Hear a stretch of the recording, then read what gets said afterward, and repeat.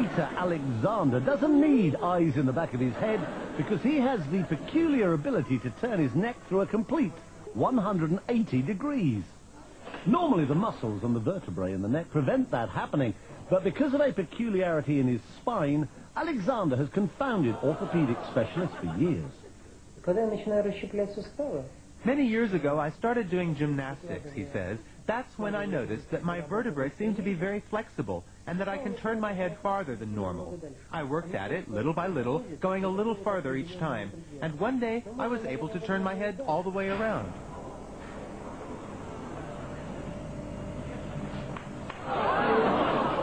Despite the somewhat unsettling crunching of bones, Alexander claims to feel no pain, which is more than can be said for the people sitting behind him on a bus.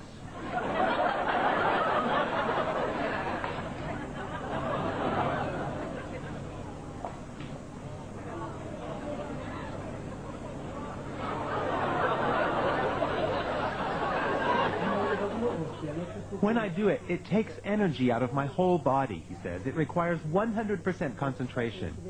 This may sound silly, I know, but in that moment, I don't feel like myself. It's as if I were another person whose body is filled with some kind of energy. I've been a radiologist for more than 30 years, he says, but I've never seen anything like it. Alexander is extremely flexible, no doubt about it.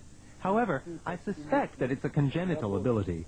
It's not something anyone could learn or train for. On the contrary, if someone else were to try it, they would surely break their neck.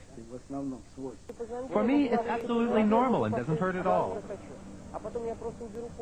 The fact that he can turn other people's heads as well, although obviously not as far, has encouraged Alexander to take his peculiar skill on a concert tour.